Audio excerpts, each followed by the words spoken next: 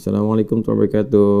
Baik, salam warahmatullahi wabarakatuh. Ustadz, afwan, apa hukum dari membuka aurat? Ya, aurat itu terbuka, lalu harus ditutup.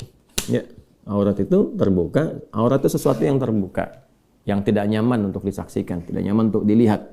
Karena itu bagian tubuh kita, ada bagian-bagian tertentu yang kalau terbuka nggak nyaman untuk dilihat. Atau bisa melahirkan syahwat tertentu, baik laki-laki atau perempuan. Ya, bukan hanya perempuan, laki-laki demikian. Kalau ada aurat-aurat tertentu atau hal-hal terbuka, aurat itu sesuatu yang terbuka. Makanya ditutup. Ya, tutup aurat itu, maksudnya jangan terbuka, tutup aurat itu. Yang kalau kemudian dia terlihat terbuka, maka ada dua kondisi. Satu, menyebabkan tidak nyaman untuk dilihat. Yang kedua, bisa melahirkan dorongan kepada hawa nafsu, keinginan-keinginan buruk untuk muncul, ya, dan itu menjadikan setan tertarik untuk memberikan was-was. Ya, baik di laki-laki ataupun di perempuan.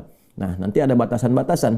Ya, apa batasan-batasan untuk laki-laki? Misalnya kan ada batasan-batasan tertentu. Taruhlah misalnya kalau kita perhatikan termasuk dari hadis-hadis Nabi Muhammad SAW yang dihimpun oleh para ulama kita, baik yang kemudian dari batasan perut sampai dengan ke lutut, itu kan, itu yang ditutup, itu kan yang paling standar.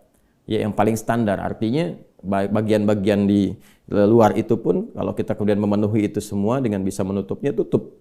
Ya, tapi ada bagian-bagian yang tidak perlu ditutup untuk membedakan dengan perempuan. Ya, misalnya aurat-aurat tertentu dari leher ke atas ke sini ke kepala kan, nggak harus bagi laki-laki menutup, ya, dan tidak ada ketentuan untuk membedakan laki-laki dengan perempuan di situ. Maka tidak layak laki-laki menggunakan kerudung atau laki-laki pakai jilbab, itu kan bagiannya perempuan, gitu kan? Nah, karena itu bagian-bagian tertentu di aurat-aurat itu, satu tadi yang saya sampaikan, kalau terbuka orang tidak akan nyaman melihatnya.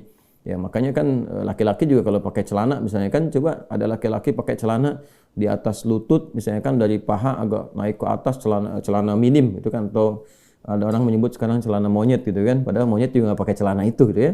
Nah, ini Anda bisa bayangkan bagaimana kalau ada laki-laki jalan-jalan ke mall, jalan-jalan di pasar dan sebagainya pakai celana begitu, kan jadi tertawaan orang gitu kan, dan tidak nyaman untuk dipandang.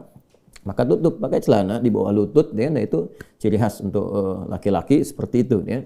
Kemudian juga tidak perlu dia menutup berlebihan apa-apa yang tidak perlu ditutup. Kayak tadi kan ke kepala misalnya, coba lihat laki-laki pakai jilbab, laki-laki pakai kerudung, kan jadi olok-olokan orang gitu kan.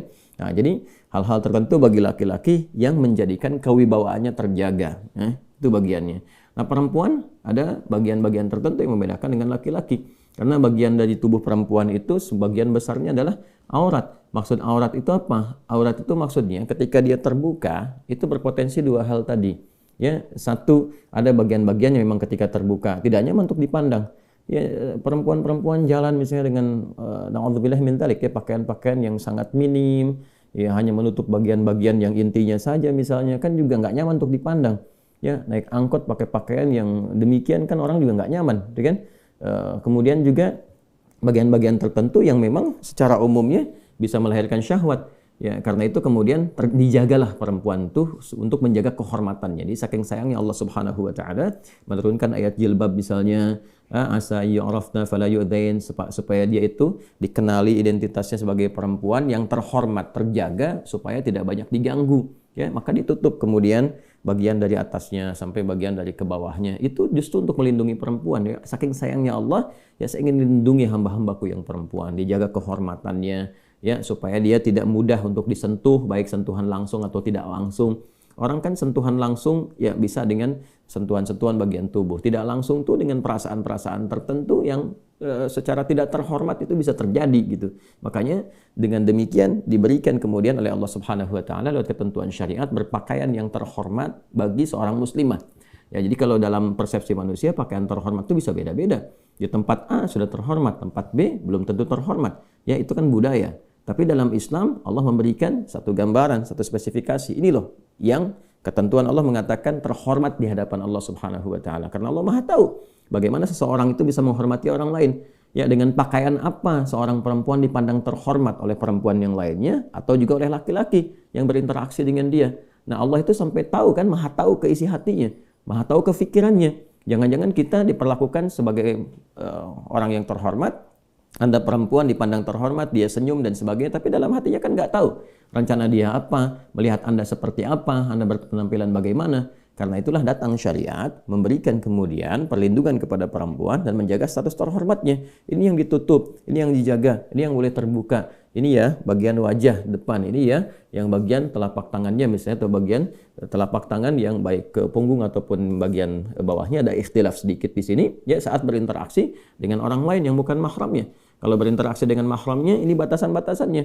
Ya, ini yang boleh dibuka, misalnya bagian atasnya terbuka atau bagian tangan dengan batasan tertentu, ya kan? Nah, ini adalah apa yang diturunkan oleh syariat, ditetapkan oleh Allah dan Rasulnya. Sekali lagi, untuk menjaga kehormatan hambanya baik laki-laki atau perempuan. Dan yang kedua adalah ini untuk melindungi. Ya, melindungi dari tindakan-tindakan yang melecehkan. Kan kita tadi sekali lagi tidak tahu. Kita pertama tidak bisa mengidentifikasi dan memastikan pikiran seseorang seperti apa dan keadaan hatinya bagaimana.